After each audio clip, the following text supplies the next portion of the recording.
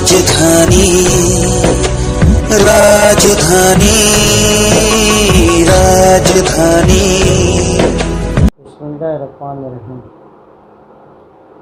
त्रिपुरा में जो 10 दिनों से फसाद चालू है और वहाँ पर जो मुसलमानों के ऊपर जुल्म हो रहा है, उनकी इमलाक जलाई जा रही है और 16 मसाजिद को जला दिया गया, कुरान शरीफ को नज़र आतिश किया गया और विश्व हिंदू परिषद ने रैली निकाल के मोहम्मद सल्लल्लाहु अलैहि वसल्लम में शान में गुस्ताखी की है।